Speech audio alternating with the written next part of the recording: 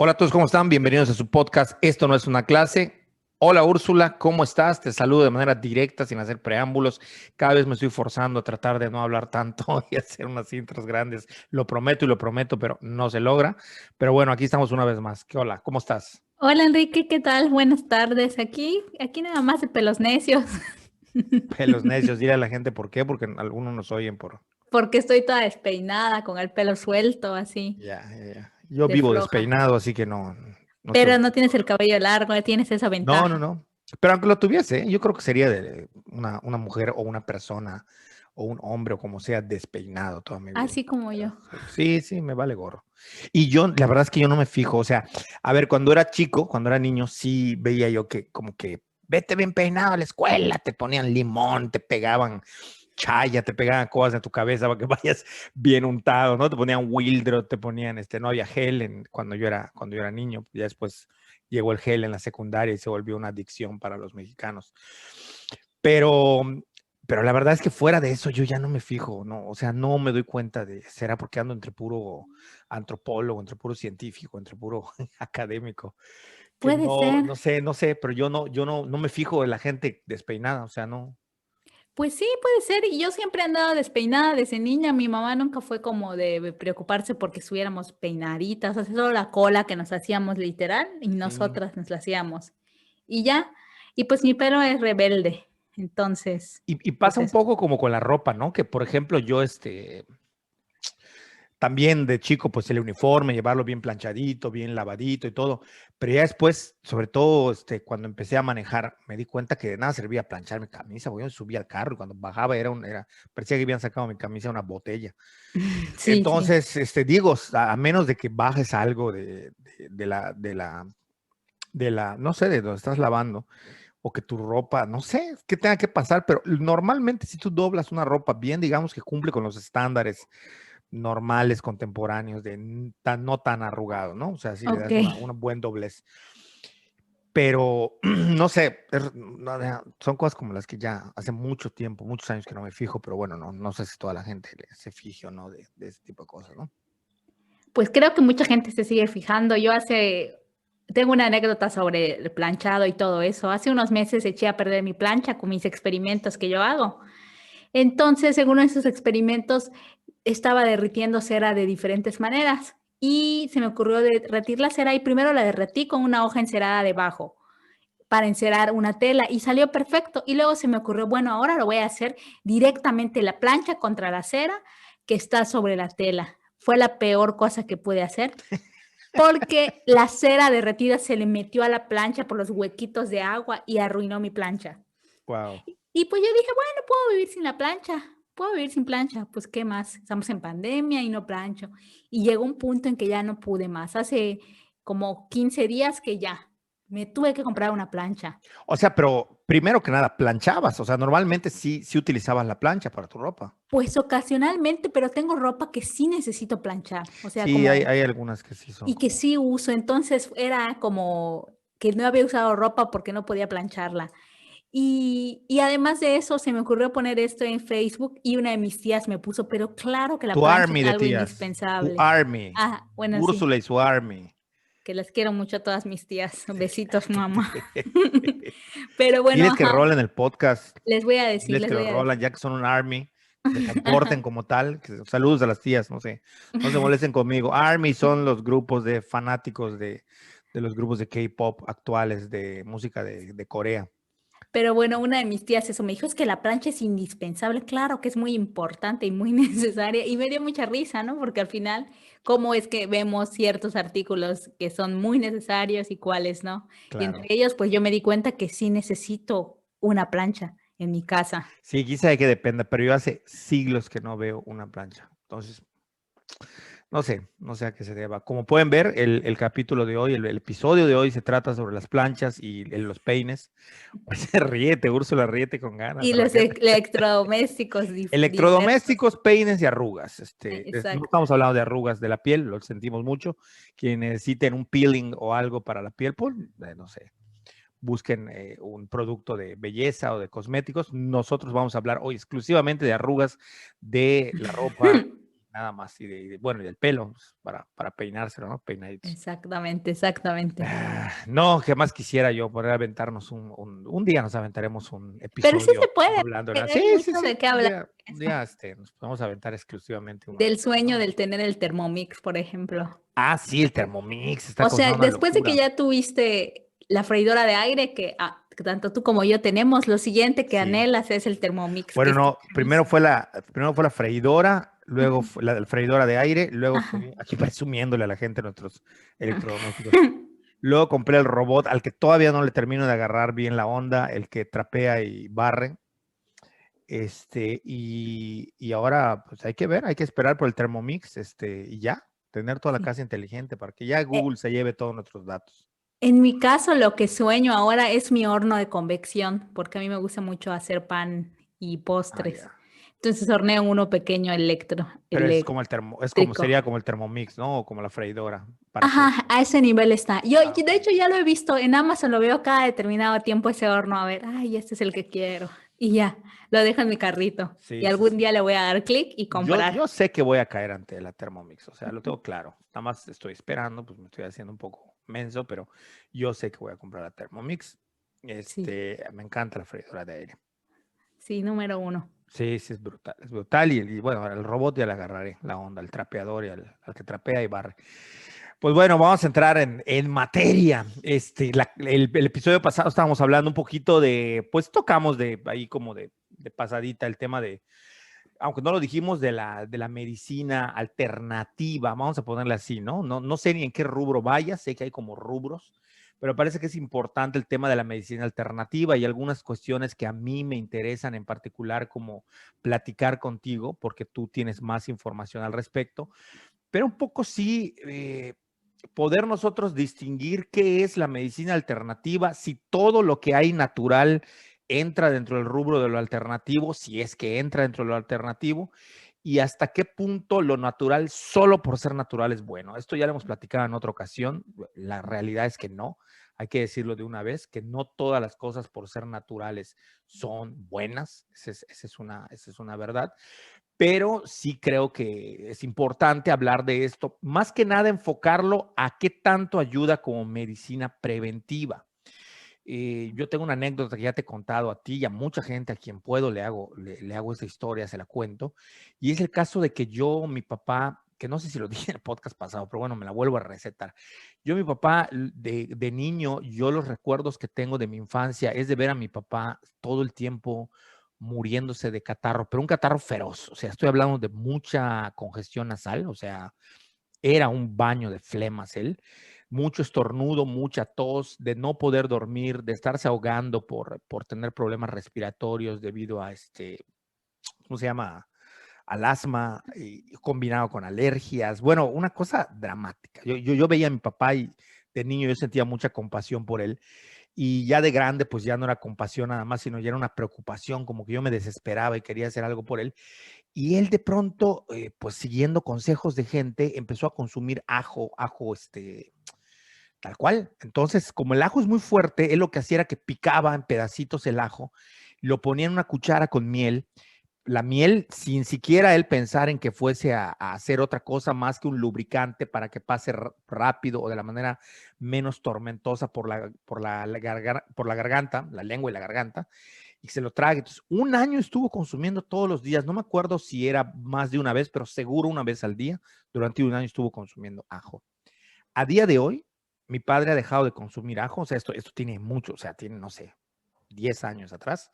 Mi padre dejó de consumir el ajo como lo consumía y mi papá al día de hoy no tiene una recaída de ningún catarro. Cuando le llega a dar catarro, y mi papá es una persona mayor, sabrán de entender los que nos ven y nos oyen, mi papá al día de hoy no tiene ninguna recaída seria o considerable, afortunadamente, de catarro. O sea, dejó de estornudar, cuando le da es muy leve y no queda otra explicación más que la del ajo, porque es que no hizo nada antes. Bueno, sí, antes probó 20,000 cosas, pero hay que decir que fue de largo aliento, o sea, fue una cosa, un acto de fe, o sea, estarse metiendo el ajo todos los días durante un año. Y después yo quise hacerlo porque porque hay otra anécdota de un señor que yo conocí, la cuento muy rápido, conocí en Zamora a un señor, un campesino, que llegaba en las tardes a pedir que, cuando yo estaba estudiando la maestría, a pedir que podaran los árboles de la casa, y ya en la puerta de la casa teníamos un árbol, la casa que rentábamos, entonces ya él trabajó y después pues decidimos invitarlo a almorzar. Y él antes de almorzar nos pidió, pues como con mucha pena, si no teníamos problema nosotros en que él saque un ajo. Él iba con su hijo, que era un niño como de unos 11 o 12 años, y que se lo comiese. Nosotros le dijimos, pues no, pues se coma, adelante. Y se tragó el ajo con su refresco, y el hijo también le sacó de la bolsa un ajo y se lo dio y dijo, esto desde niño lo hago y a mi hijo le estoy inculcando esto para ser más sanos, ¿no? Entonces, dos experiencias, dos anécdotas. La que me es cercana, la de mi padre, es algo de lo que puedo dar fe. Y no sé hasta qué punto tú consideras que esto sea algo que deba de tratarse, de abordarse, y cuál es su relevancia. Más adelante me gustaría que hablaras, aparte de esa introducción que acabo de hacer, sobre el tema de la miel, porque me parece que respecto a este tema de medicina alternativa o de terapia, sobre todo ahora con el COVID, como que no sabemos bien si sirve, si no sirve, para qué sirve, y sobre todo creo que en México particularmente hay una ignorancia generalizada sobre el tema de lo preventivo. Entonces, me gustaría saber qué piensas. Bueno, sobre la anécdota de los ajos y todo eso, em, pues yo tengo una cosa muy clara y creo que en algún momento te lo he dicho, esto que tengo claro también viene porque mis abuelas ambas son personas que cuentan con un conocimiento sobre herbolaria por la región donde viven, porque en el caso de mi abuela materna sí que hay una tradición y una, no sé cómo decirlo, una tradición familiar del tema de la herbolaria y también de las creencias que están arraigadas al, digamos, a grupos étnicos, ¿no? En este caso el zapoteca. Mi abuela materna y mi abuelo paterno, que ya no está aquí con nosotros, de verdad creen ciertas cosas, ¿no? Creen en los nahuales, mi abuelo contaba como un hecho verídico que una de sus tías se convertía en un lagarto, o sea, como ese tipo de cosas están muy arraigadas en mi familia, sobre todo en mi abuela y sus hermanas, ¿no? Y ellas cuentan con un conocimiento sobre herbolaria que, digamos, es vasto y que utilizan como remedios para curar ciertas cosas y también para prevenir. Y la otra es por un lado. Y por otro lado es que se sabe, o sea, y desde la ciencia se sabe que, o sea, tan es así que muchísimas farmacéuticas lo que ocupan es compuestos químicos que si bien se originan de plantas, de extractos naturales, después son hechos sintéticamente en laboratorios, ya que se conoce, digamos, el compuesto químico y el principio activo. Entonces, eso por un lado. Y esto lo que hace es que justamente le da validez de alguna manera al hecho de que nosotros podamos consumir ciertos alimentos o hacer ciertas cosas y encontrar un beneficio, porque al final sí existen compuestos, sí existen propiedades en los vegetales, en los cereales, en los tubérculos que nos permiten mejorar nuestra salud. Y por algo también los médicos nos recomiendan de repente, pues come mucha zanahoria para la vista, come mucha, porque Claro. hay una base o sea, una base científica y de conocimiento y de investigación atrás que nos permite entender esto. Eh, eh, por otro lado, o sea, esto por un lado. Y por otro lado, también hay que empezar a cuestionarse, pues justamente este tipo de prácticas por una sencilla razón porque desde lo natural, desde la herbolaria, desde la medicina, no sé si, no es la homeópata, no me acuerdo ahora el nombre, pero que es alternativa, hay una cosa que a veces no tomamos en cuenta y que son las dosis. Yo te voy a Sí. dar un ejemplo clarísimo, porque además es algo que yo consumo, aceites esenciales. Los aceites esenciales de unos 20 años para acá han cobrado un auge espectacular, enorme. En Estados Unidos, las marcas doTERRA, Young Living y un montón se han vuelto monstruos. Y más que el uso terapéutico, han hecho que los aceites esenciales, al menos en Estados Unidos al día de hoy, sean parte de un estilo de vida. así estilo On My Life, Herbalife y eso, Sí. se vuelven un estilo de vida. Y por ejemplo, sé de buena fuente que en doTERRA, la parte del estilo de vida de los aceites esenciales, hay mucha parte que nos indica ingerirlos, no solamente usarlos en aromaterapia o usarlos de manera tópica, sino ingerirlos. ¿Pero qué son los aceites esenciales? Los aceites esenciales son extractos puros de plantas, de flores, de Ok. tallos y que sirven de forma terapéutica para ciertas cosas. Los más conocidos, por ejemplo, es el aceite esencial de lavanda, que muchos usan para dormir. De hecho, yo en alguna ocasión te he proporcionado a ti cosas que tienen Sí, aceites esenciales de sí, sí. lavanda. Yo las No uso para sabía. dormir. Y, por ejemplo, también yo soy señora de los aceites esenciales. En mi casa siempre tengo un rolón que tiene se le llama un aceite vehicular, es decir, exacto, como un aceite de rosas, como una cremita en el que le pongo aceite esencial puro de lavanda y me lo froto aquí en la sien o acá para dormir. Siempre tengo también aceite esencial de eucalipto por el tema de mi congestión y mi sinusitis y así de tomillo. Y el caso con los aceites esenciales es que el uso desmedido o sin una dosis adecuada puede causar reacciones en el cuerpo. Entre ellas puede ser alergia, que a mí me ha pasado, ¿no? Uso un aceite esencial, después de mucho tiempo me empieza a generar dermatitis y lo tengo que dejar de usar. Y que tampoco conocemos las dosis para ingerirlos y mucha gente los está ingiriendo. Sí. Y sí que se han presentado casos de gente con problemas de salud graves después de un uso en exceso de aceites esenciales, ya sea de manera tópica o sea de manera ingerida.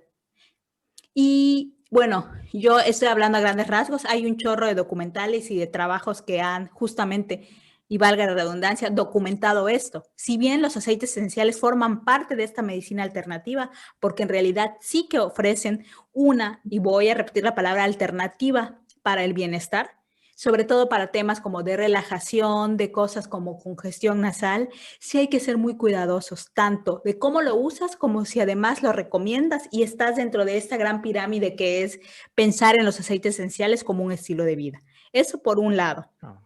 Y por otro lado también me parece que de repente se ponen de moda ciertas plantas o extractos, ¿no? Como la moringa, por ejemplo. La moringa estuvo de requete moda y todo el mundo decía lo fabulosa que era la moringa, ¿no? Y yo, El cuando noni también. el noni, exactamente. Y cuando yo empecé a trabajar en el último lugar donde estuve trabajando de manera formal, empecé pues yo, como soy, ¿no? Me llevo con todo el mundo y platico con todo el mundo y a todo el mundo le saco pláticas a las piedras. O sea, si hay alguien que pueda hacer hablar a las piedras, soy yo. No solo soy parlanchina, sino que además puedo hacer que las otras personas hablen. Entonces, platicando con uno de los veterinarios que trabajaba el proyecto de granjas ecológicas en unas localidades del sur de Yucatán, no del sur, mentira, ay, Sucacap y todo eso, no sé por qué El elige sur. sur. Es el cono sur, No, ¿verdad? sí, Sucacaba es el sur. Sí, sí. Bueno, él me platicaba que a las gallinas les hacían, en su agua les preparaban medicina. Perdón por la tos. Te tragas una castaña, tía. Casi, casi. Político ese de. Qué horror. Bueno, el caso es que en el agua que le daban a las gallinas les ponían ciertos extractos y entre ellos moringa. Y entonces el veterinario me dijo, sí, les ponemos moringa, les ponemos, no me acuerdo qué otras hojas, pero la moringa la tengo que medir muy bien porque ¿cuál era la palabra que utilizaba? Bueno, no me acuerdo cuál es el término que utilizaba, pero lo que hace la moringa es que a cierto nivel es tóxico para los riñones. Es decir, compromete la función renal si se consume en una dosis que no es la adecuada. Y él, hasta para las gallinas, por el peso, por el tamaño, por si son hembras o machos, tenía una dosis específica para las gallinas de moringa. Y si veía algún cambio raro con las gallinas, que aparte él ama a las gallinas, enseguida les cambiaba y les movía la fórmula o les quitaba la moringa. Y me decía, es que yo no puedo entender que la gente consuma moringa como loca. No sabes el daño que a mediano plazo eso les va a ocasionar en los Sí. riñones, porque están consumiendo cantidades industriales en polvo, se hacen refrescos, se lo ponen a la comida, es una locura. Y no porque la moringa en sí sea mala, sino porque no conocemos la dosis y cada persona tiene una dosis diferente, porque no es lo mismo un niño que pesa 40 kilos que una señora que tiene sobrepeso y pesa 80 kilos y una señora flaquitita recién parida. Entonces, esto es muy, muy, muy delicado. Y lo mismo pasa con el noni descalcifica. Y entonces la gente consumía, el noni fue a principios de los 2000, que fue el Sí. auge. Y la gente sembró en todos lados noni y comían noni como si les hubieran dicho que el noni les daba la vida eterna. Sí, a mí me da mucha risa porque mi papá odia la moringa y entonces él una vez así muy, muy sacado de onda, se paró y le dijo a mi madre, ¿cuál es cuál es el menjurje de moda, la planta de moda ahorita? Antes estabas molestando con el noni, ahora estás con la moringa, dice. A ver, eso que dices es importantísimo. Ya Escotado, que a ti te molesta que yo sí te ha escotado. Escotado, el gran investigador de las drogas, había dicho que la droga la hace la dosis. Y el libro de Escotado sobre las drogas, no me acuerdo el título, no sé si incluso se pueda llamar así, Antonio Escotado, ha sido el gran referente para entender las drogas en su amplio espectro, no nada más hablando de marihuana y de cocaína, sino además hablando de tabaco, de alcohol, pero también de las cuestiones naturales.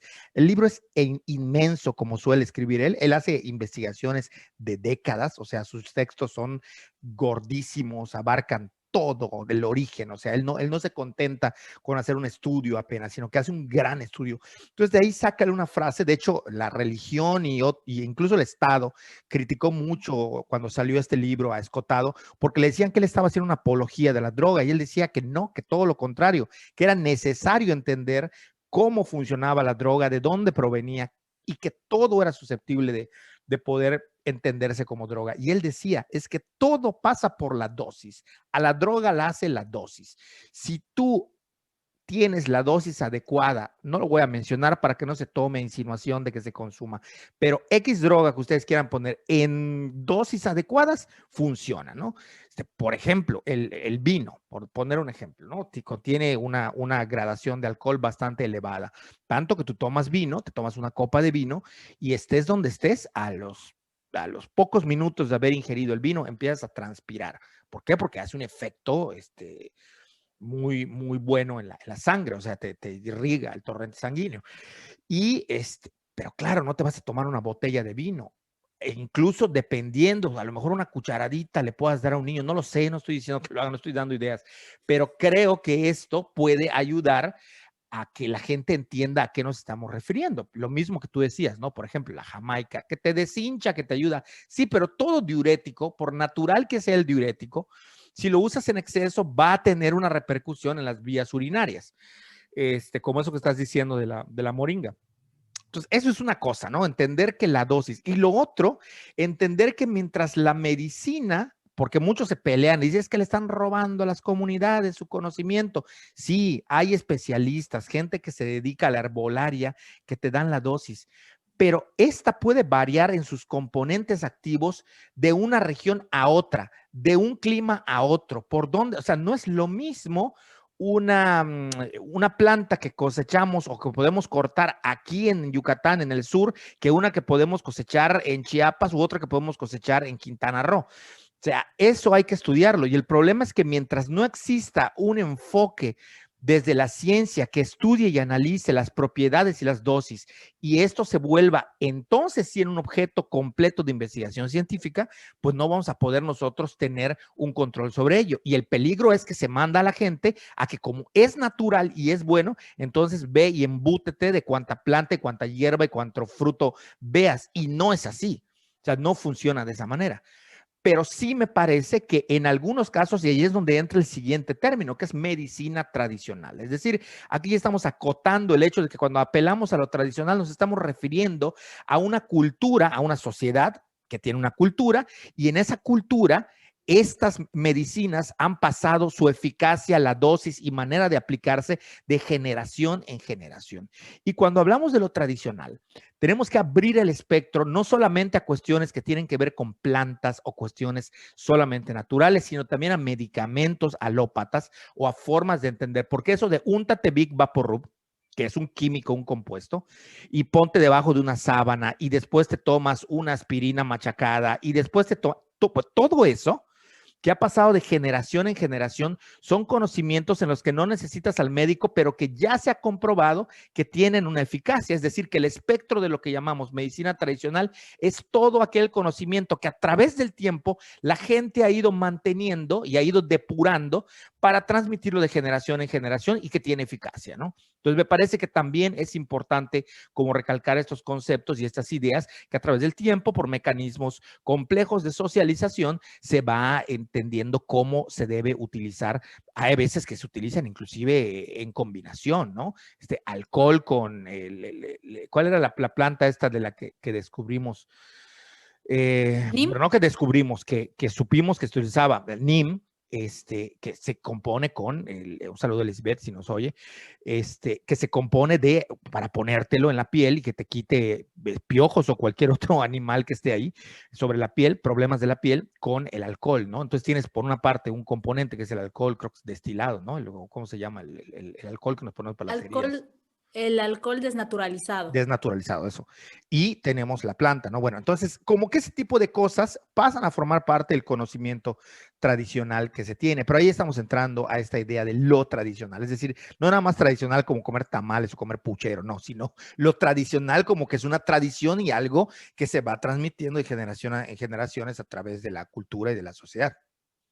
Sí, claro, y en parte de la medicina tradicional también es como cómo entiende el cuerpo, ¿no? Y cómo se ve el cuerpo y los padecimientos que puede tener o pueden habitar el cuerpo. Yo siempre que como mucho pienso en, ay, cómo me gustaría que estuviera mi mamá o mi abuela y me truene la espalda. Siempre, porque ese es el remedio número uno de mi familia para cuando Pero ¿qué comiste tiene mucho. que ver el tronar la espalda con el estómago? Yo no tengo idea. Lo único que sé y he comprobado es que te alivia el empacho o esa sensación de estar muy lleno que te truene en la espalda. El empacho sería igual que el emposme, ¿no? O algo similar. Exacto, estar Estar como muy, emposmado, yucateco. exacto, exactamente. Entonces, tronar la espalda siempre ayuda y yo no, la relación exacta no la sé, a lo mejor mi abuela la sabe, que es pues la más grande de todas. Lo que sí es que te lo quita y que mi abuela sabe tronar la espalda, mi mamá sabe y yo sé tronar la espalda porque aparte es algo que me gusta ya no solo cuando esté empachada, sino cuando llego a Campeche y le pido, ay mamá, tróname mi espalda, porfis, porque siento un alivio en general cuando me truenan la espalda. Sí.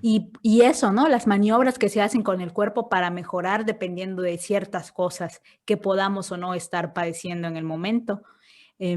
Como tú decías, esa combinación entre cosas o medicina alópata con medicina Sí. a veces homeópata. La homeopatía cada vez está ocupando más espacios dentro de la medicina tradicional ya. Y también dentro Bueno, del...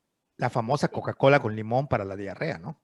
Que sí tiene, a mí una médico me explicó qué onda con eso, que sí te ayuda Sí, claro que ayuda. a Claro tapar, que pero ayuda. también te genera una Sí, acidez que sí, agárrate para la totalmente. gastritis. Sí, Pero bueno, eso también ocurre cuando los médicos nos dan una pastilla, pero no nos dicen que esa pastilla nos va a dar gastritis, cuando son muy claro. fuertes, ¿no? Sí, cuando estuve con lo del riñón hace unos meses, acababa con, o sea, terminando mi tratamiento del antibiótico y la cosa para eliminar el escozor al orinar y todo eso, acabé con el estómago destruido, o sea, Sí, era horrible y yo decía, ay, me quitaron una cosa y me pusieron otra, ¿no? sí, Así, sí, sí, sí. eso pensaba, pero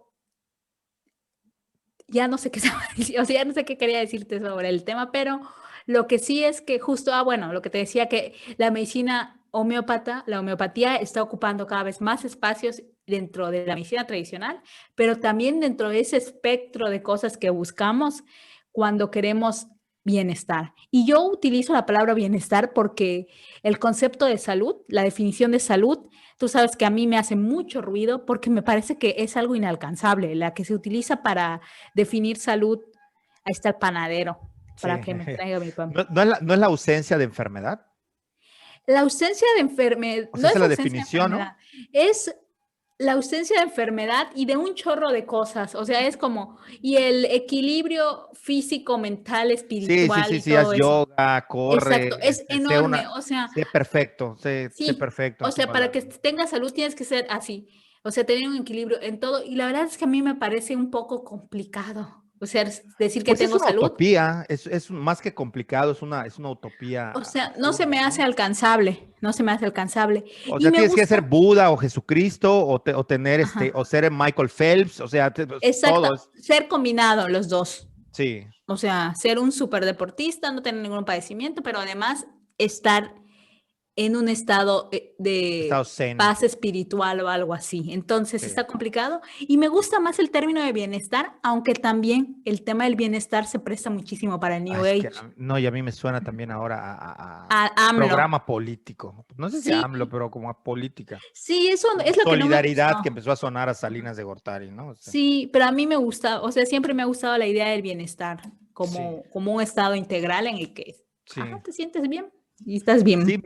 a ver, sí, sí, sí, sí, sí. Pero, ajá, te digo, entonces me parece que en ese abanico de posibilidades para alcanzar la salud o para alcanzar un estado de bienestar, cada vez más todo lo alternativo ocupa un espacio y cada vez más justo estamos en un momento, me parece, en el que el discurso científico y la ciencia en general ha cobrado como una especie de descrédito por ideologías y por cosas así que por supuesto yo no comparto. Para mí la ciencia y el conocimiento científico son la base de las decisiones que tomo respecto a mi Totalmente, salud y totalmente. respecto a muchas cosas, ¿no? O sea, no voy con, no sé, con mi abuela a preguntarle ciertas cosas porque sé que la respuesta la encuentro en la ciencia, Claro, no en eso, pero creo que cada vez más, justo por temas ideológicos, la ciencia está llegando a un momento en el que la gente no acude primero a ello, sino acude a otras cosas, ¿no? sí, a ver, hablábamos en algún podcast que esta relación entre la ciencia y la razón es decir, el conocimiento popular, se pensaba, ¿no? Max Weber ya, el sociólogo alemán, ya había anunciado la racionalización de las sociedades, la secularización de las sociedades por la razón, y nos estamos dando cuenta que no ocurre, ¿no? O sea, hasta el día de hoy, lo que nosotros nos encontramos son sociedades que ponen en descrédito a la ciencia a través de pensamiento mágico religioso, ¿no? Aunque no sea este el cristiano que él, que él estaba observando en ese momento, o el conocimiento que es de otras de las grandes religiones, las que se dan en Asia, budismo y todas estas grandes religiones, o sea, él veía esto, pero no ha ocurrido, como no ocurrió lo que los marxistas veían respecto al capital. Pero bueno, más allá de lo que digan estos grandes teóricos, a mí me parece que hoy en día hay como ciertos avances y ciertas realidades en ese sentido.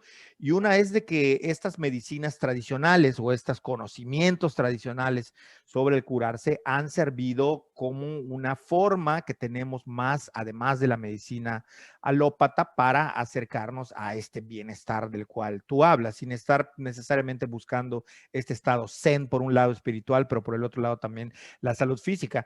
Y a mí me llama la atención que justo esto que hablábamos, ¿no? De las dosis, de cómo se debe tener responsabilidad. De hecho, nosotros podemos observar que cuando compramos algún producto naturista, siempre trae la leyenda, ¿no? Este producto es responsabilidad de quién lo consume y de quién lo recomienda. Y para mayores cosas, consulte a su médico. O sea, lo que te están diciendo es que si eso no sirve, ve corriendo al médico porque la vas a regar, ¿no? Una cosa, y es que cuando hablamos y aquí sí quisiera meterme al tema de la medicina preventiva, cuando hablamos de las cuestiones naturales, tradicionales, o sea, naturales y tradicionales, que se tienen que ver a largo plazo, como yo mencionaba lo del ajo con mi papá, o sea, duró un año o más para que él pueda ver resultados. Y el tema es ese, que la medicina alópata lo que hizo, lo que hace la ciencia con su investigación, es sacar elementos químicos, comprimirlos, uso cualquier expresión, que no sea esa, en una píldora, en una inyección, en un jarabe, para que ahí esté concentrada la dosis para que te haga un efecto rápido. Lo otro sí, no es que no te puedas curar de una enfermedad, pero para que te puedas estar sano y curar esa enfermedad, tiene que haber un proceso de largo aliento en el tiempo, consumiendo eso y bajo estricta vigilancia para que pueda rendir frutos. Y voy a poner el ejemplo, que es un ejemplo, pero también un poco de crítica, es decir, que lo tomemos con matices, lo que ocurre con Cuba. ¿Por qué? Porque es el país que tenemos más cercano, el que conozco y al que además sobre el que se elevan mitos, como también dijimos en este podcast, en algún episodio, ¿no? ¿Qué pasa con Cuba? Que precisamente, mucha gente no lo sabe, pero Cuba era una potencia a nivel médico mucho antes de la Revolución Cubana. Mucho antes de la Revolución, ya tenía unas estructuras. Tuvo, creo que, el primer hospital pediátrico más importante de toda América Latina, donde incluso presidentes o mandatarios de Canadá y de Estados Unidos mandaban a sus familiares para que se tomaran atención médica en Cuba. Esa gran estructura médica a la que le apostó Cuba desde finales del 19 y principios del 20 se mantuvo. Después empieza a decaer la economía, la parte social, empieza a tener, pues, lo que todo el mundo ya sabe. No voy a meter a hablar de la caída del bloque socialista ni de estas cosas del periodo especial, porque nos llevaría a otro lado.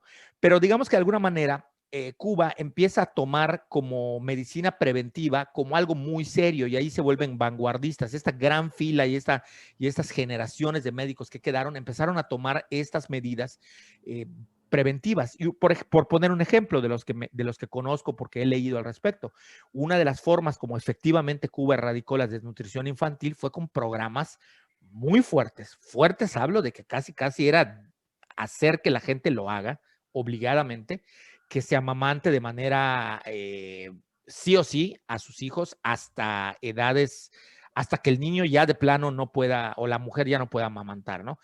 Por poner un ejemplo. Y empezaron a investigar cuestiones más naturales. De ahí que no resulta extraño que mucha gente vaya al médico, al policlínico en Cuba, y que muchas veces le termine recetando cosas naturales, porque han desarrollado este conocimiento y que han mezclado, pero no viene necesariamente de un avance científico y tecnológico como tal. Y ahorita van a haber muchos que van a decir, bueno, pero es que es un avance también, pero sí viene de un retomar esta cuestión, primero de la medicina, entender qué es lo preventivo y después de lo natural como una herramienta más que se tiene a mano. No es como voltear a ese lado. Y en ese sentido, a mí me parece que, vuelvo a poner el acento en esto, en México nos ha faltado mucho como esta idea de la medicina preventiva, entenderla como sociedad, no nada más los médicos, que tú en alguna ocasión ya me habías comentado esto, o sea, esto no es una idea que estemos esbozando por primera vez, pero sí que ahora quizás estamos profundizando un poco más. Y me parece que por ahí puede ir un poco la discusión a futuro o en la actualidad, no sé si está haciendo, seguramente sí, pero que creo que es conveniente mencionarlo, ¿no? El factor de la medicina tradicional y qué tanto se puede utilizar en el contexto de la medicina preventiva. Y aquí me gustaría que después de que tú nos comentes pues, ¿qué piensas? Pues sí, sería interesante, dado que tú trabajas con la miel, por ejemplo, ¿qué propiedades tiene el propóleo? Valga la cacofonía, propiedades de propóleo. Parece que estoy rapeando aquí. Propiedades de propóleo, propiedad. Muy mal mi chiste. Pésimo mi chiste, pero bueno, sí, un poco como que podamos platicarlo, porque está la discusión ahora con la pandemia, ¿no? No, pero no tomes esto, pero a ver, todo lo que te ayude, según yo, a tener un mejor estado de salud, donde tu sistema inmunológico se pueda fortalecer, aun cuando sea chupar una china, una naranja, hay que hacerlo. Eso no quiere decir que te vaya a curar o te vaya a proteger si te contagias de COVID, pero yo creo que mientras más herramientas y armas puedas tener, mejor enfrentas la enfermedad o el padecimiento. No sé, eso pienso yo. Sí, completamente de acuerdo en eso. Y sobre la medicina preventiva y la medicina tradicional, yo te he dicho, tengo como una posición muy, muy fuerte al respecto. Me parece que los sistemas de salud, el sistema de salud específicamente mexicano, en este momento del debilitamiento del Estado como benefactor, que ahí viene arrastrándose, pero ya ahorita está dando los últimos coletazos con todos los recortes en salud y con la pandemia aún más. Me parece que de verdad se tendría que hacer el giro hacia una medicina preventiva fuerte y no solo sus campañas de Prevenims y de control de peso que están como muy laxas Pero y además me empezaron tarde. empezaron O sea, tarde, ¿no? esto se O tuvo que haber hecho hace décadas. O sea, se empezó cuando se vio el problema enorme de la obesidad en México, ¿no? Cuando ya tenías el problema encima. Sí, cuando estaba encima. Ya no es preventivo, Entonces, de hecho. no, Va a ya ser es preventivo de aquí correctivo. a 40 años, exacto. Ya es Es- correctivo. sí, porque le pusieron en el IMSS, es muy famosa la campaña Prevenims y hasta tiene su canción de cuídate, muévete, Sí, quiérete sí, y sí, no sé qué más. mídete, pésate, Ajá, mírate, cuídate, pésate, acaríciate, exacto. tócate. Exacto, así. Acaríciame, tócame todo. Todo, todo se volvió sensual. pero, pero me parece que es una acción tardía, muy tardía, y que sí México, con todo lo que pueda llevar, pasar de una medicina eminentemente correctiva a una preventiva, eso tendría que ser, ¿no? Porque al final el costo para el Estado de prevenir un chorro de enfermedades que en este punto son enfermedades que consumen muchísimos recursos económicos y de infraestructura del país es muy alto.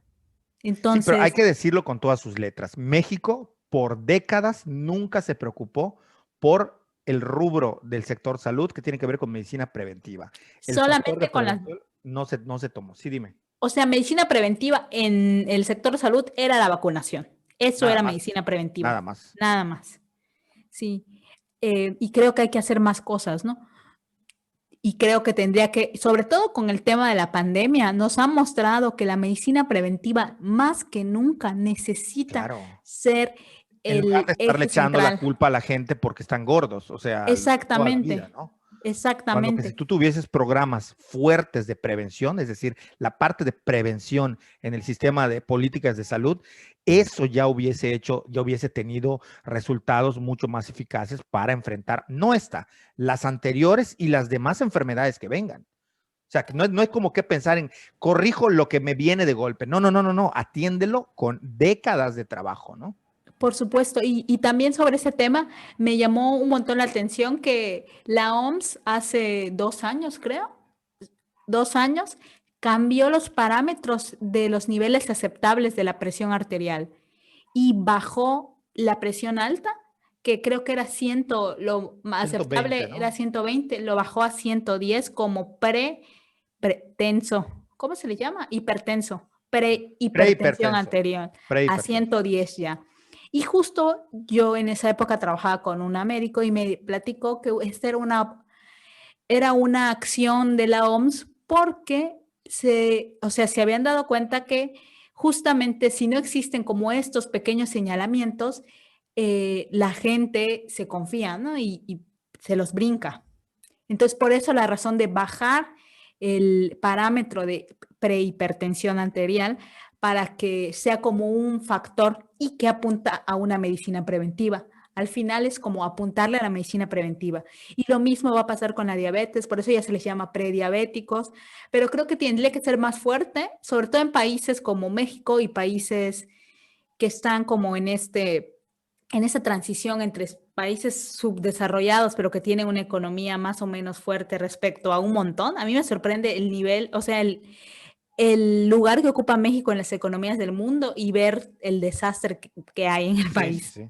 Pero bueno, eso por un lado. Y por otro lado, el tema de la miel y el propóleo, que bueno, 2020 cobró muchísima relevancia el tema del propóleo. Aquí en Yucatán no tanto, pero en el centro del país se hizo la locura por el propóleo. Y Tú tienes les los voy a poner, datos, ¿no? De cuántos sí, estaba más o sí, menos. y bueno, les tengo que poner como el contexto. Primero, ¿qué es el propóleo? Porque igual hay gente que ni sabe qué es el propóleo y estamos hablando de, el Exacto. propóleo, el propóleo, el propóleo. El propóleo es una sustancia que las abejas producen a partir de resinas de árboles y de plantas y que ellas utilizan para muchas cosas en sus colmenas, ¿no? La utilizan para sellar grietas, para sellar grietas que pudieran haber en sus cajitas o algo así. La utilizan también como elemento, voy a utilizar una palabra de moda, sanitizador, como elemento sanitizador en la colmena, para como embalsamar a sus enemigos. O sea, por ejemplo, si entra una hormiga, una araña y ellas pelean contra la hormiga y la matan. la embalsaman con eso para que no se pudra y luego la sacan de su colmena, fuera, la tiran.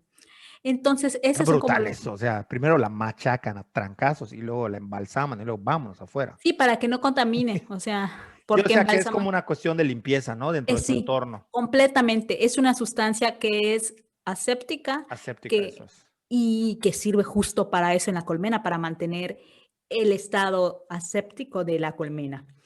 Y que nosotros, los seres humanos, utilizamos desde hace mucho el propóleo para muchas cosas. Y justo esto, el propóleo es algo súper interesante porque pasó de ser un conocimiento o un saber tradicional de los apicultores y de la gente de las localidades a volverse conocimiento científico por el estudio que hicieron o que se ha llevado haciendo durante bastante tiempo, pero que la FES Cuautitlán termina de, digamos, de concretar. Y ahí va la razón. El propóleo, los apicultores te lo dicen, la gente de las localidades que consume miel y que conoce de miel y de abejas, te decía, ¿no? El propóleo es un excelente bactericida, es un excelente cicatrizante, es excelente para mantener limpieza, es muy bueno para las infecciones respiratorias, o sea, tomar tintura de propóleo es buenísimo, o sea, eso lo sabíamos y lo tomábamos muchos, ¿no? Los usábamos. Yo he usado propóleo, no lo usaba para tomarlo, sino lo usaba para heridas siempre. Si tenía una herida, le echaba tintura y se me cicatrizaban más rápido y mucha gente, sobre todo en Yucatán, yo sí que conozco gente que usaba sprays de propóleos. ¿Qué es la Es, tintura? la tintura es una mezcla de alcohol, puede ser alcohol comestible o puede ser alcohol desnaturalizado para heridas eh, con propóleo. El propóleo sale, o sea, cuando lo sacas de las colmenas viene como en greñas, como si fueran las resinas, pero de otros colores. Y eso digamos, esa bola de propóleos la limpias si pudiera tener alguna impureza y la pones en alcohol en el alcohol y vas haciendo las tinturas que son hasta 30 días que tú vas a ir machacando, o sea, moviendo o sea, la mezcla de alcohol y propóleo la vas moviendo todos los días, todos los días, todos los días, hasta que ya está como lista para poder ser usada. Y eso es lo que usamos, ya sea para ingerir o para de manera tópica en la piel. Y bueno, ya se usaba, pero justamente la FES Cuautitlán y el doctor Tonatiu Cruz tienen un laboratorio encargado de estudio del propóleo desde hace bastante tiempo y justo en 2020, en julio más o menos, presentaron ya habían presentado resultados, pero presentaron con bombo y platillo todo lo del propóleo. O sea, no solamente validaron el conocimiento de los apicultores, ya tanto de la apicultura, digamos, reciente, que es la del Apis mellifera, también la de los meliponicultores, sobre todo ellos están vinculados con los de la Sierra de Puebla y la Sierra Norte de Puebla y Veracruz, con las escaptotrigonas mexicanas, que es una especie nativa de México, Sí. por eso se llaman mexicanas, y validaron todo ese conocimiento, pero no solamente validaron, sino que además encontraron las dosis por cómo consumir el propóleo, ¿no? Y que además, no solo eso, sino que se atrevieron a decir que el propóleo, el extracto de propóleo, en las fórmulas que ellos ya dieron, ya dijeron que la mejor forma es que sea con alcohol, el comestible, el de caña, del grado 70, con 30% de propóleo, o sea, una tintura del 30%. Esa es digamos, la formulación perfecta para que sea una tintura de propóleo excelente. Y que además ellos se atrevieron a decir que el propóleo puede servir como preventivo para el COVID en ciertas Claro. fórmulas. Y además que puede servir en el combate de la enfermedad. No que lo cure. No. Que Que no te quede vas a claro que infectar. es preventivo. Y entonces, o sea, yo lo pienso como desde el lado, no, o sea, yo estoy como en el lado medio, ¿no? Porque pues yo soy apicultora y me apasiona y yo conozco de fuentes, digamos, primarias, todo el gran saber que tienen los apicultores y los meliponicultores de la península de Yucatán. Y me atrevería a decir que al menos conozco de alguna manera lo que saben los apicultores y los meliponicultores de la Sierra Norte de Puebla, ¿no? Y entonces, aquí lo que se muestra es que si bien existe este conocimiento es enorme y si la academia y la ciencia siguiera acercándose y siguiera trabajando con apicultores, seguramente saldrían cosas así de maravillosas como lo del Claro, propóleo, ¿no? totalmente de Saber acuerdo. cuál es la mezcla perfecta, o sea, no la mezcla, la dosis perfecta como canción de ¿Cómo dice la Panteón canción de Rococó. Panteón Rococó? Exacto. Y cómo La es la dosis manera. perfecta que no está en las caderas, está en el buen extracto y en el buen... Exacto. ¿Y cuál es y cómo preparar un extracto de calidad que mantenga las propiedades que el propóleo tiene y cuánto extracto de propóleo tintura, como le quieran decir, debemos consumir al día y quiénes pueden y quiénes no pueden? Porque, por Claro. ejemplo, niños menores de 2 años No, no deben consumir ya lo extracto habías de dicho, ¿no? propóleo. Ni miel pueden Exacto. construir los bebés, no pueden consumir perdón, no construir, consumir. Exacto. Gente alérgica al polen no puede consumir extracto de propóleo, pero sí, o sea, aquí es una muestra de justo este trabajo en conjunto. Y la verdad es que yo admiro muchísimo el trabajo del doctor Donatio Cruz. Si alguien lo conoce, que le dé saludos de mi parte, Escríbele, pero escríbele. le voy a escribir, le voy a decir, soy su fan número uno de Mándale, Yucatán. mándale un DM. Y no sé si tiene Instagram, No, seguro que sí, está no de es tan moda, grande. por eso lo digo por vacilar. Le mando fueguitos, Mándale le mando fueguitos, sí, fueguitos. un fueguito, un fueguito. Exacto, le voy a mandar fueguitos. ¿Cómo dice el influencer ese? Ay, ¿cómo se llama? El que inventó Es, lo del fueguito. ay, no me acuerdo ahorita, Bueno, no me ese, acuerdo.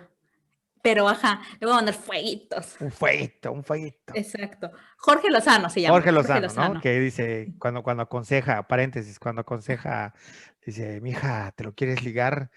Pues sí, ¿qué hago? Mándale un fueguito, un fueguito. Ay, no, eso va a ser muy atrevido. ¿A ti qué te importa? Tú mándale un fueguito, un fueguito. Sí, así yo le voy a Se mandar un volvió, mira, fueguito. tú mándale un fueguito. Exacto. Pero te digo, al final es que, o sea, a mí trabajos como ese y en general, justo esas vinculaciones me parecen como esperanzadoras, porque por una parte está la validación de unos saberes que nosotros ya lo hemos dicho, no es que creamos que la ciencia está jerárquicamente encima de los Sí, saberes, lo dijimos en el podcast pasado, pero sino repítelo, que, sí. exacto, no pensamos que está jerárquicamente uno encima de otro, están de forma horizontal, ay, ya le di el micrófono, pero, pero sí que tienen funciones diferentes y sí que se acuden de manera diferenciada para ciertas cosas, ¿no? O sea, yo no voy a ir, si tengo problemas terribles de mi migraña, por ejemplo, a ponerme solamente lavanda, porque no me va a quitar mi dolor Claro. y me voy a empeorar. Sí, sí, sí. Entonces, sí hay que como saber, digamos, deambular entre uno y otro. Y, pero justo eso me parece el trabajo con los propóleos, que me pareció muy interesante, pero también que desató una locura, porque la gente del centro del país estaba buscando propóleo como loca, ¿no? O sea, a mí sí que me sorprendió porque yo estoy en foros, bueno, en 80,000 foros, pero en unos foros que es Foro Apícola Mexicano y Apicultores de Yucatán y en un montón más. Y sí era increíble cómo estaban así buscando extracto de propóleo. ¿Quién tiene extracto de propóleo? ¿Quién tiene extracto de propóleo? Una locura. Aquí a varios compañeros se les acabó su propóleo, o sea, de Yucatán, porque lo mandaban a la Ciudad de México, a Morelos, a Estado de México, así, Claro. de locura. Y otra de las cosas que me pareció interesante es que se estableció una norma mexicana para la elaboración de propóleo de calidad. O sea, de extracto de propóleo, perdón, de calidad. Eso también me parece un paso adelante porque nos permite, o sea, o permite a los apicultores y a quienes se dedican a producir extracto de propóleo como estandarizar procesos y poder ofrecer productos que sean de calidad y que permitan a la gente acceder a ese bienestar con alternativas, pues, ajá, diferentes a tomar pastillas y pastillas y pastillas. Y yo en lo personal, yo sí también lo debo decir, desde que empecé a consumir muchísima miel de manera, em, ¿cómo decirlo? De manera disciplinada, mi miel, mi propóleo, mi polen. Ya no me he enfermado tanto de las vías respiratorias, que quienes me conocen saben cómo he sufrido con eso. No, Horrible. además hay una cosa, ¿cómo se llama eso bueno, no, tú vendes el propóleo, pero, El o sea, tú extracto de propóleo. distribuyes el extracto de propóleo, Ujú. pero esta bomba que varias veces nos has hecho el favor de conseguirnos, ¿qué otro muchacho, ¿no? Es el que las hace. ¿Qué lleva esto? La bomba. Le decimos la bomba porque no sabemos cómo decirle.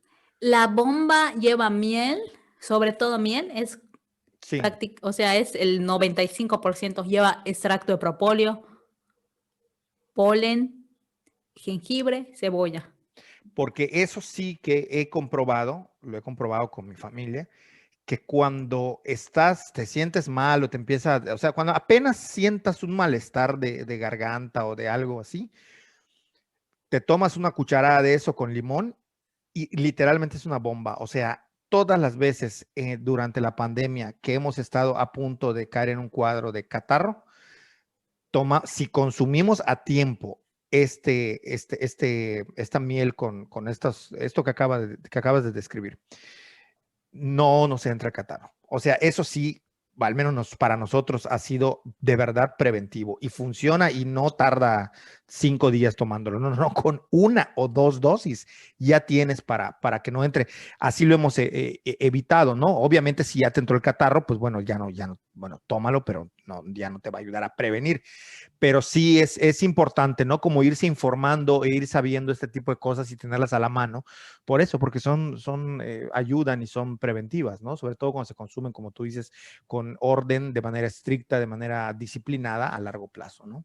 Sí, claro. Y así que te digo, al final, así como el tema del propóleo, así hay un montón de, de conocimientos y de eh, propiedades de plantas, de extractos, de resinas, de un chorro de cosas, ¿no? Que el tema es que al no haber esta vinculación entre conocimiento científico y saberes, Sí, pasa que no conocemos las dosis ni las formas correctas. Y aunque en la herbolaria y en la medicina tradicional sí hay una, digamos, un, no sé cómo decirlo, pues sí, una forma y unas maneras indicadas de consumir, no siempre sabemos si son las ideales, ¿no?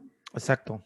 O sea, no Pero de que sabemos ni haya, la dosis, ni la exacto. forma, ni de qué está compuesto, solamente, por ejemplo, la chaya. O sea, Ujú. no son las chayas todas iguales. No, claro que No no. son iguales. Hay chayas que no te van a hacer efecto, incluso tú lo sientes hasta en el sabor. Entonces Claro, sí hay que saber elegirlo, ¿no? O sea, no es nada más recoger en el campo lo que uno encuentre ni hacerlo nada más por hacer, sino hay que claro. estar ahí con un Quiero prender conocimiento, mi ¿no? luz. Sí, Ahorita vuelvo. sí.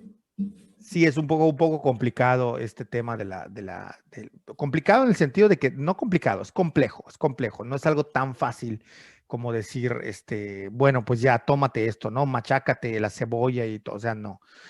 Pero sí es importante que se haga y me parece que hacia ahí vamos y a mí me parece que es interesantísimo y que esta charla abre la puerta para otras charlas más adelante que podamos tener sobre el tema pues la medicina tradicional y la preventiva.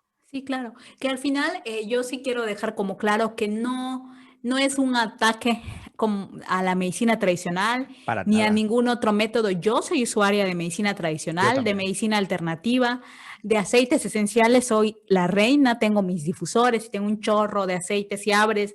O sea, tengo mi maletita de aceites esenciales, pero sí creo que todo tiene que ser con cautela. Sí creo que uno no tiene que aferrarse, ¿no? O sea, lo que a mí me pasa con el tema de los aceites esenciales es que la gente se vuelve como una secta. Y entonces úsalo y Más usa este y sectas. usa lo otro y usa tal cosa. Y al primer cambio negativo tienes que dejarlo. O sea, no hay forma. Porque hasta la medicina alópata tiene efectos secundarios, ¿no? Sí, Y que, todo, y falla, y exacto. Por hay gente ejemplo, que comete negligencias. por supuesto, yo por ejemplo no puedo tomar hierro porque a mí el hierro me cae muy mal en el estómago. Así siento como que me dan Ay, puñetazos, Dios. perdón, puñetazos en el estómago. Y la primera vez que me dieron hierro porque tuve un tema de que estaba como baja en los niveles de glóbulos rojos, yo se lo dije al médico y no me hizo caso. Y hasta el siguiente médico que fui le digo, es que cada que tomo hierro siento que me pegan de puñetazos horrible en el estómago y me dijo que era un efecto secundario que puede dar el consumo de hierro, como mucha gastritis en algunas personas, y yo no puedo consumir hierro en pastillas, ¿no? O sea, en mi caso, tengo que consumir hierro en alimentos, comer mucho frijol, comer muchas como cosas que contengan hierro, mucha espinaca, Y mucha eso que chaya, sabemos que la vida son son puñetazos. puñetazos. Exactamente, pero no está padre sentirlos en la No, no, no, panza. no, no, no, es una Entonces, metáfora. entonces eso, ¿no? Es que, y que trabajos como el de FES Cuautitlán me parecen alentadores y me parece que justo eso es lo que se tiene que Sí, hacer, ¿no? yo creo que es el camino, ¿no? Es decir, como alguien que lo ve desde fuera Ujú. y que trabaja también de alguna manera con las comunidades y con cuestiones rurales, sí, considero que es por ahí. La Y vía es inabarcable, sí. sí, y que también es un logro. A mí me parece que también se tendría que ver como un logro de los apicultores y de sus Totalmente, saberes, totalmente. porque es algo que ya sabían, que ya se sabía hace mucho, que se consume y se consume y se consume, y que al final, pues saber que ya la ciencia lo legitima es como un logro, ¿no? Y de Totalmente, nuevo, totalmente. un reconocimiento enorme de los saberes, o sea, lo repito nuevamente, o sea, están tan de forma horizontal que justo ahora lo que nutrió a este trabajo fueron los saberes y simplemente fue como una palomita más a lo que ya se sabía y que ha sido un avance para la estandarización y ofrecer productos de Exactamente. calidad, pero a los apicultores no se les dijo nada nuevo, ¿no? Entonces era Sí, eso. no, no, excelente. Súper, súper interesante y da para hablar, como siempre, más tiempo. Entonces, como nadie nos deja saber de los pocos que nos escuchan, si quieren que sigamos con otras partes, pues igual en el siguiente episodio nos aventamos una tercera parte de, de medicina tradicional y miel. Entonces, no, Pues sí. yo aquí lo dejaría. No sé, si tienes algo más que agregar. Yo Nada parece más. que estuvo muy rica la charla y sobre todo muy, muy importante, de mucho conocimiento de tu parte, por supuesto, y que se discutieron cosas que me parecen relevantes, ¿no? O sea, que no se escuchan todos los días en cualquier lugar, los escuchan aquí con nosotros. Esto no es una clase, denle clic, alerten a la campanita, denle suscribir, compartan, denle me gusta, comenten, guárdenlo, hagan todo lo que puedan para que, Enséñaselo a sus Como mamás. diría Roberto, sí, pásenlo a sus tías, a todo mundo, como diría Roberto Martínez, denle like al video para que el algoritmo nos trate chido. Exactamente. Algoritmo, ni qué algoritmo. Pero bueno, mi parte es todo. Yo hasta aquí lo dejaría para no hacerlo más largo de lo que ya normalmente lo hacemos. Y me despido deseándoles que tengan unos días excelentes. Hasta luego, chao. Hasta luego.